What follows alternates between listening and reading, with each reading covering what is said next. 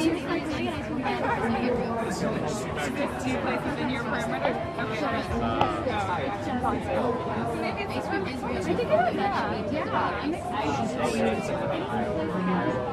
From the beginning. One, we have to restore the soul of this country.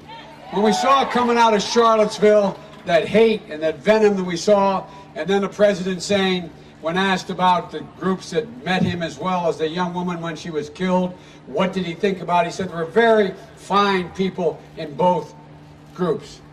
Very fine people. No president, sitting president, has ever said something like that. And the only thing that's happened is it's gotten worse. The way there's an attempt to divide us in a way that, in fact, is totally contrary to who we are. We really are in a fight to restore the soul of this country. We've led the world in the past because not just that we're the most powerful nation in the world, but it's been not the exercise of our power, it's been the power of our example. And around the rest of the world, we're losing that kind of influence in the world. And it's very damaging, both at home and abroad. The second reason I'm running, and I've said at the outset, is I want to restore the backbone of this country. The backbone of this country is the middle class. The middle class built this country. Wall Street did not build this country. And the middle class made it possible for working class people to make their way up, the poor to have a road up. And when the middle class does well, everybody does well. The poor do well, the wealthy do well, and the middle class is the thing the glue that holds us together. But it's falling apart right now. We're no longer the wealthiest middle class in the world. We're in a situation where you have a significant portion, over 50% of them, saying that their children will never have the life that they had. My dad used to have an expression. He'd say, you know, Joe, a job's about a lot more than a paycheck. It's about your dignity. It's about respect. It's about your place in the community. How can you, in fact, have dignity? How can you, in fact, have this notion of being able to look your kid in the eye and say everything's going to be okay if you don't have adequate health care? What do you do when you turn and you look at a child and has a pre-existing condition and there's nothing you can do about it? Or when your child or someone you love has a terminal disease and come like my son did and come along. I can't imagine what it would have been like watching him and his coming home from Iraq with an incurable disease, given months to live, if an insurance company be able to come in and say, by the way, your time's up, suffer in peace the last 4 months. It's about being able to have an education for your child that you know they need and you know they have an opportunity for. That's why I think we should be out there and we can afford it, tripling the amount of money we spend on what's called Title I schools, raising salaries for teachers, making sure that we deal really early on with all those crises. We know if we send kids to school at 3, 4, and 5 years old, they have exponentially greater prospects of succeeding. Every study has demonstrated that.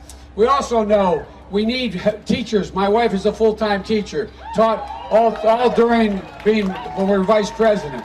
The fact of the matter is we're in a situation now where there for every one child, for every psychologist in the school system, there are 1,700 kids. What are we doing? What are we doing? We can afford to change this if we just get rid of some of this god-awful tax cut that was passed. The idea that we're in a position that we have $1.6 trillion worth of loopholes in the law. You can't possibly justify $400 to $500 billion of that. I can make sure that every single solitary person in the country has adequate health insurance. Build on Obamacare. Make sure it has a public option. Increase the prospect of how we're going to lower drug prices. I'm to go into it unless you ask me about it. How much time I have left? How much? 15 seconds? Oh, to speak? Oh. Y'all are in real trouble then, man. That's a bad thing to tell me I got more time to speak. But look, folks, the idea that we can't gain control and give people a fighting chance is simply not correct. There used to be a basic bargain in America. And Republicans and Democrats agreed on it. We disagreed on the extent of it, but we agreed on it beginning after the end of the Roosevelt administration. And that is, if you contribute it to the well-being of the company you work with or the outfit you work with, you got to share in the benefits. And if it went well, you did well. That's no longer the case anymore. We've adopted a position in America that says the only people who entitled to rewards are stockholders, because they're the only job creators. They've adopted this notion that the only people who are engaged in and able to get the rewards that corporations make are, in fact, the people who are the stockholders, because they're the job creators. Well, I've noticed the folks delivering the grain to the mill, they are job creators. I noticed the people who make the automobiles, they create jobs. I noticed the people who build this country are ordinary, hard-working people who've been given half a chance. And folks, the idea that we don't reward work as much as wealth is bizarre. We're in a situation where you have the top 1%, in fact, paying a lower tax rate than you do because it's mostly capital gains than more than a teacher, a firefighter, a cop. It's ridiculous. We should be rewarding work, not just wealth. We should be raising the corporate tax rate. So, folks, this is all within our capacity to do this. It's all within our capacity. We are cooperating. So much money, so much in taxes, tax breaks for people who don't need them. And by the way, the wealthy know they don't need them. They're not bad people, but they don't need another tax cut. If you're making more than 10 million bucks, man, I'm not your guy. You don't need a tax cut, and you know it. But people who need a tax cut are the people we make sure we can provide for free community college. We're in a situation where we can put every single solitary person who in fact is eligible, qualifies, and those people who've lost their jobs in their 50s because of automation go back to be retrained. We can do that all for about $6 billion a year. Eliminate one single little thing. It's called stepped up basis. I didn't know what it was because I used to be listed as the poorest man in the Congress. I didn't understand it. What happened was, if you have a capital gain, you're about to cash it in, you get hit by a truck, God forbid, you leave it to your son or daughter, they pay no tax. That costs the government $17 billion a year out of $1.6 trillion. Eliminate that one tax. I can put every single qualified person in community college for free and/or trade school, cutting in half the cost of college. There's so many opportunities we have to change things in this country. Folks, in addition to that, you know, I love the fact that there's no global warming. You all know that out here in Iowa. You know it doesn't exist. I heard a farmer today on the TV who's a Republican said, well, I don't think it's caused by humans, but I have a problem. I have a problem. Well, there's a big problem. If we don't provide for people being able to drink clean water, being able to be in a position where they, in fact, can breathe clean air, we deprive them of their basic fundamental rights. First thing I would do as President of the United States, I'd rejoin the Paris Climate Accord, which I helped put together. But one other thing people don't know about that accord, it calls for what we negotiated. It requires those 190-some nations to up the ante every 2 years. Folks, we are responsible for 15% of global warming. The rest of the world is at 85%. We do everything perfectly, and they don't get on the stick, then we're all still in trouble. So, folks, I know how to deal with these world leaders. I know mostly every one of them. I've dealt with them. I know how to get it done, bring them back together again, because this is the existential threat to the United States, to the world, and it's real. And it's not just 11 years. We got about 10 years before we lose the opportunity to stop the erosion that's occurring now. It's real. And so, folks, we can make, but here's the deal. You saw what you did with wind. I remember out here early on at a state fair 10 years ago, 12 years ago, talking about wind and how do you provide for energy from wind. Well, guess what? A lot of people out here didn't think it was a good idea, and then you started doing it, created 10,000 new jobs, didn't cause any cancer, as the president says, generated growth. Well, folks, we can invest, we will invest $40 billion, $44 billion in research and development for new technologies that deal with sequestering of carbon. Your farmers out here can have an entire new life. They can be the first group of Americans to actually get carbon-free environment that they generate. And so, but in the process, if we do this, we'll create 10 million new jobs. And it's real. If we invest in research and development and technologies that are the technology of the future, we should become the net exporters of this capability and technology. We have the potential to do that. We underestimate our capacity so badly. And ladies and gentlemen, and you could go back to healthcare. We can control drug prices. My proposal is, and I ran the what they call the moonshot, dealing with cancer, and something after that set up the Biden Cancer Initiative.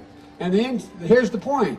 We're on the verge of solving so many chronic diseases. It's within our capacity to do it, but we have to actually go out and we have to fund it. For example, now, those of you who've been in the Defense Department, those of you who've been in the military, know there's an outfit called DARPA. It's the thing that allows the military to do advanced research and everything from stealth technology, the internet, all those other things, and they've done it. And they've invested because they brought the best minds in the world in to deal with the problems the military faces. We should be doing the same thing with healthcare. We should set up the same operation, a HARPA, meaning Health Care Advanced Research and Development. We put that in, guess what? If we don't do something about the disease of Alzheimer's, which in fact is every single solitary bed in the United States of America in a hospital will be filled with an Alzheimer's patient within 20 years. No drug company is going to make that kind of investment that it takes, but we should be investing the billions of dollars we can, just like we did in the Defense Department. With that, obesity, deal with all the chronic diseases that are out there. We have the capacity to break through. We can now do 1 billion calculations per second. We are so far advanced that we're just keeping our head in the sand. We should be investing in that, not investing in more tax cuts for the very wealthy. Lastly, I'd say the third reason I'm running, because I want to get to your questions, is to unite the country. Folks, I'm told by some of my colleagues that you can't unite the country, that Biden, on one side they make, well, Biden's kind of been around too long. The other side is Biden's naive. Well, I don't know, I've been around a long time. You'd think being around a long time, you'd learn a little something, you know? And the thing I've learned is that the American people, after 4 years, after 3 years already of this guy, have decided that a lot of what he's talking about is hokum. Look what happened this last election in 2018 around the country. I went into over 24 states and over 69 candidates. And I went into those purple states and those red states as well. And in those states, we won back 41 seats, beating Republicans. Why we did it? By the way, not all Republicans. I want to represent everybody. But here's the deal.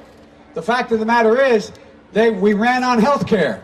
It wasn't until they started taking away health care, everybody realized how important it was that you're able to cover pre-existing conditions. 20 million more people, over 100,000 people who, in fact, were able to get coverage because of pre-existing conditions. And so we go on and on. What the proposal is, we're able to go out and make sure that everybody is protected by building on Obamacare, restoring the historic deal that we did. In addition to that, adding a Medicare-like option to it, so you can buy into that if you wish to do it.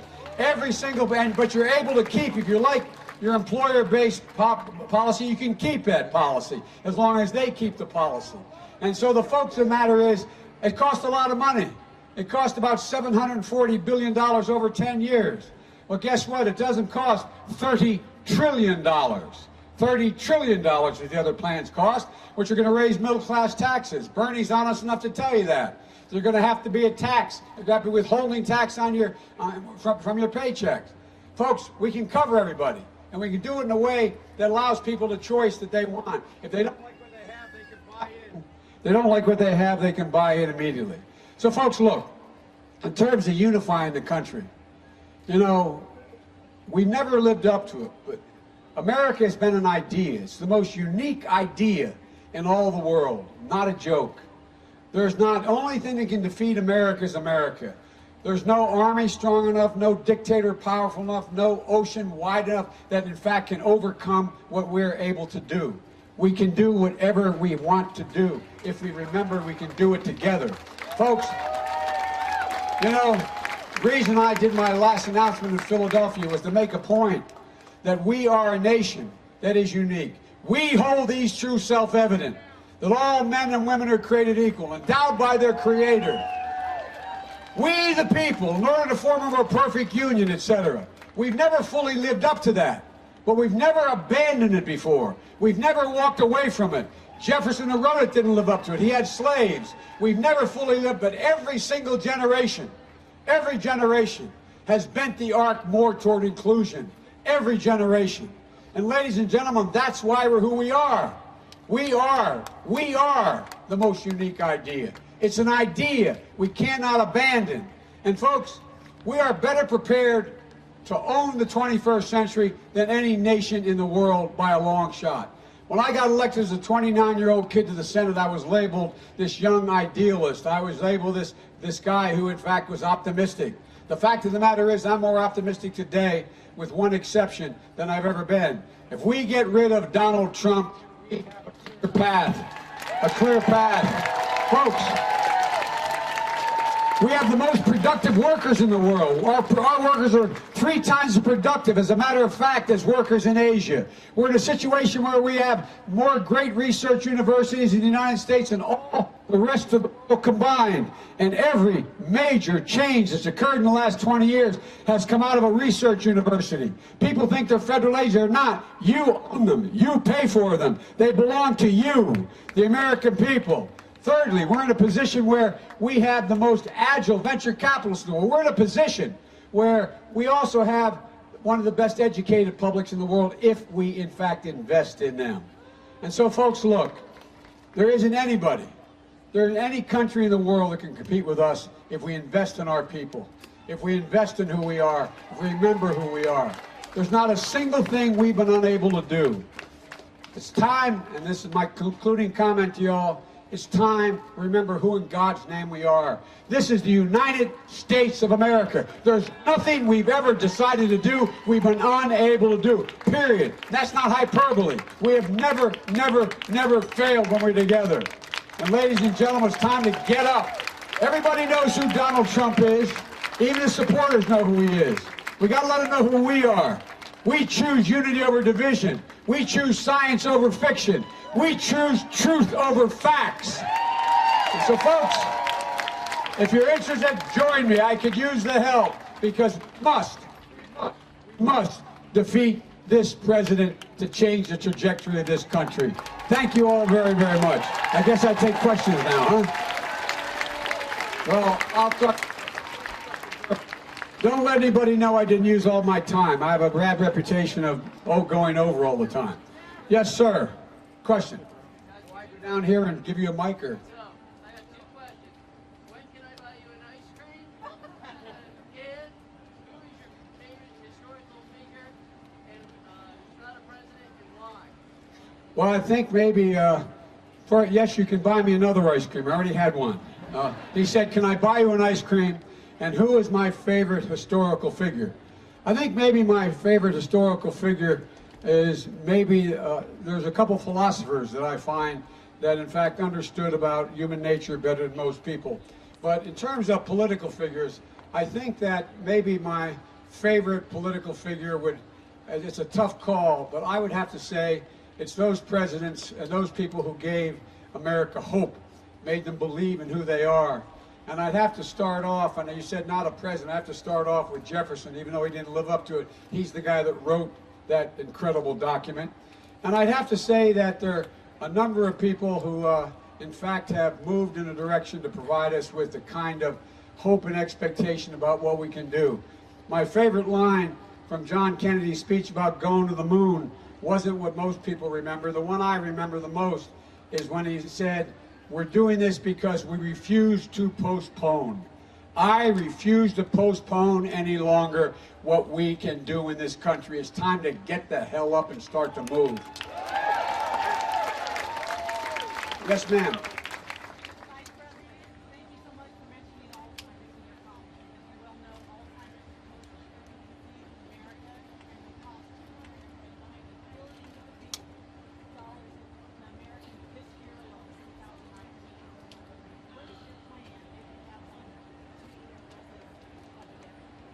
The lady said, thank you for mentioning Alzheimer's.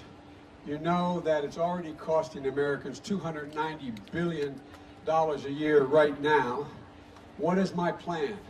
My plan is to gather up, and I've met with most of the leading scientists in the country already. My plan is to set up a system whereby we actually go out and invest the kind of money, which we're talking billions of dollars in terms of the research, that no company, no drug company wants to or can do because they can't take the risk. And I'm tired of being told that we don't have a clear answer. We found clear answers. We used to think, for example, cancer was a single cell that in fact resided in different parts of the body. We now know there are 204 distinct types of cancer that require different kinds of therapies. The same kind of research has to take place dealing with Alzheimer's. And the reason is not just to help people who have or in fact are likely to get Alzheimer's, but it saves the American. It's a gigantic positive investment because we pay for it one way or another. And we can change the nature of how people, it requires an absolute dedication to say, we are going to invest, we can do it, and it's going to take billions of dollars to do it, and we can afford to do it. We can't afford not to do it. Yes, ma'am. Over the last 10 years, there's been a right-wing takeover for the federal and lower-level courts. I was wondering if you would consider, perhaps, to protect the integrity of the courts, either doing term limits for the Supreme Court or rotating justices. Question. Like that. Question is, he said there's been a number of, my time? 30 seconds. The courts, he said, have turned very, very strong to the right. The point is, I will not appoint anyone to the court. If you notice, the people, when I presided over more Supreme Court hearings than anyone ever has, just because I was chairman for such a long time. The fact of the matter is, the people I'll put in the court are the people like a woman who worked for me, Elena Kagan. The people I put on the court are people that we put on the court who, in fact, are the folks who understand there's a fundamental thing. Those are your lawyers. The question is, are there unenumerated rights in the Constitution? Fancy way of saying that, unless you acknowledge that there is a right of privacy in the Constitution, as most leading scholars agree, that in fact you will not be able to protect a woman's right to choose. You will not be able to protect all the things that we seem to care so much about. I will not appoint anyone to the court who does not share that basic philosophy. Thank you. I'll come and answer your question, okay? I'm not allowed to answer anymore. I'm going to get dragged off the stage.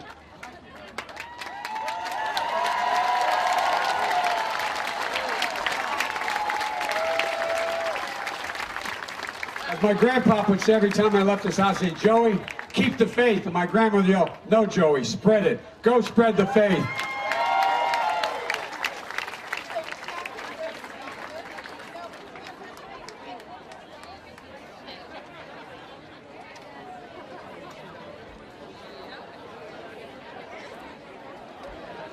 So for the media, he's going to be around, you have to walk around this way, look for the Des Moines Register tent, and the vice president may answer some questions.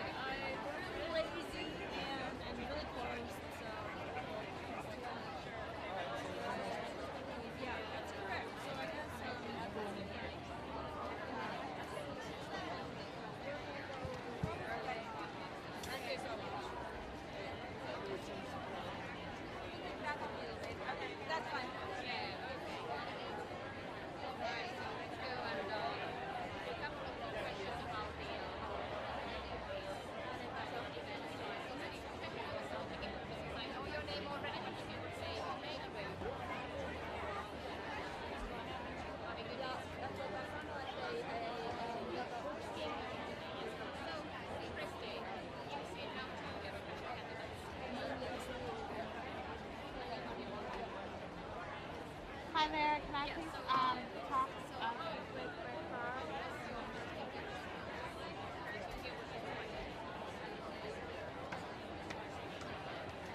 yeah, okay.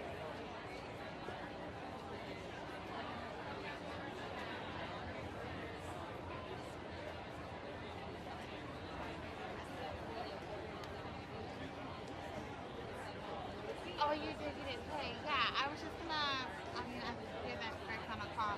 I was just saying, I'm gonna roam now since both candidates are done. I don't have any candidates today, but I can definitely move back up for Biden and, yeah. Yeah, so I'll roam a bit on the talk to voters.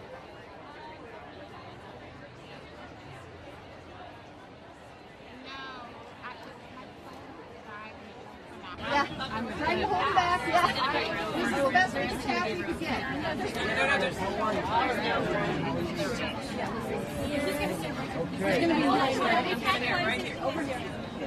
Okay. Thank you so much. See you All right. guys. I gotta Come get on, there. clear path, please. The jungle gym. Right here. Mr. Vice President, you talked about the need to work with Republicans and also the need to initiate new gun control options. You worked on this during the Obama administration over an extended period of time, especially after Sandy Hook. What's different now that isn't then that you might actually be able to get these things passed? What's different now is we now have the House back, number one. Number two, I think we're going to win some Senate seats back. But number three, you have a majority of the members of the NRA understanding that we should do something about this. They agree, the majority of the members of the NRA. And the idea that what's happened lately does not go to the core of who we are. It violates no one's Second Amendment right to say that you can't own certain weapons. You're not allowed to own a bazooka. You can't own a flamethrower. You can't own a lot. Those who say the tree of liberty is watered with the blood of patriots, they're making the case you got to have enough firepower to take on the government if they come after you. Well, you need a lot more than an AK-47 or an AR-15. The point of the matter is they are for no reason other than to kill people. Any guy out there or woman out there who's a hunter tells me they need a clip with 15, 20, 30, or 100 rounds. They shouldn't be hunting. They're very bad aim. So the point of the matter is we can get it done and we can get background checks done. We can get it done because the public is finally at the point where they are sick of it. It's sick of it. And I've got it done once before and I can get it done again. Sir, if you can't get it done, would you take some executive action if you couldn't get a deal, and if so, what? Well, I would take a number of executive actions we did in our administration that relate to background checks and the rest. But here's, unlike Trump, I know there's a Constitution. I am not allowed to just by fiat decide that as President of the United States, I by executive action am going to take action that requires a co-equal branch of government, the Congress, to support it. That's a requirement. So there's a lot we can do. There's a lot we can change in terms of background checks and gun show loopholes and the rest. But in terms of dealing with the core issue of getting assault weapons off the street, limiting the number of bullets that can be in a single clip, that requires legislation. As I said, I'm the only guy that did it nationally before with the help of Dianne Feinstein. We also did the background checks bill with, in fact, the whole Brady bill. I was a leader on that. We can do it again. The public gets it. They get it now. Do you believe that the president is a white supremacist? I believe everything the president says is done encourages white supremacy. And I'm not sure there's much of a distinction. As a matter of fact, it may be even worse. In fact, you're out there trying to, in fact, curry the favor of white supremacists or any group that, in fact, is anathema to everything we believe. So whether he is or is not a white supremacist, he encourages them. Everything he does, he speaks to them. He's afraid to take them on. And if you notice, the one time he used the word white supremacy, he was, he talked about sleepy. He was awful sleepy in the way in which he talked about it. Mr. Vice President, you've campaigned in Iowa several times before without some success. What makes this time different? I can afford to do it now. I've got a lot of support. And I've been able to raise over almost 300,000 contributors that allow me to be able to compete and put together a staff. I think we're now in a position where we'll have as many headquarters open. Look, people want to be asked. People want to be asked. You got to have an organization. And I think you're going to see me put together a full-blown organization. And, you know, it's way early on. I know the polls have me ahead by 10 or 12 points to the next person, but it's early. It's real early. I plan on being here to earn the vote of Iowans. Mr. President, what's your message to the farmers who are caught in the middle of President Trump's trade war, but they say he's doing the right thing? It's just going to cause them a little financial pain in the meantime. I think it's going to cause them a lot more than a little financial pain. I think it's going to cause a lot of them to go bankrupt. I think it's going to cause an awful lot of ancillary industries, like the industries that make the tractors, make all the farm equipment. They're going to be in real trouble. We're focusing on the wrong thing with China. I plan on, and I've argued that we should be very tough with China. China is stealing our intellectual property. China is stealing industries from us. And unless we, in fact, are able to unite the world in taking on China, they're going to set the rules of the road. They're going to be in a position. And what we're doing now is we're going about it the wrong way. China is a problem. They're a security problem. They're a technology problem, but they're investing more money, for example, in research and development than we are, because they're stealing an awful lot of our intellectual property. Mr. Vice President, Hello. Since 1988, when you first came to Iowa, many repeat candidates have become nominees, but none of them have become president. How do you plan to change that? It seems voters have been voting for change. How do you get them to vote for you? Well, I think that, first of all, I think I represent the change we need. These issues before us now are in my wheelhouse. The things I've worked on my whole life. The things that I have been involved in. Whether it's supporting the middle class, whether it's dealing with international relations. I know all these world leaders, and I've demonstrated I can command their respect. Whether or not it's dealing with issues relating to the issues that allow us to be a single nation, bringing people together. And so, look, and you need to electrify them to do that. How do you do that? Look at the polls. So far, so good. So I do it by being me. Look, no one's ever, including reporters cover me all the time, no one's ever doubted I mean what I say. The problem is sometimes I say all that I mean. I think what's going on now is people are looking for, at least if they're not, I have a problem. They're looking for authenticity.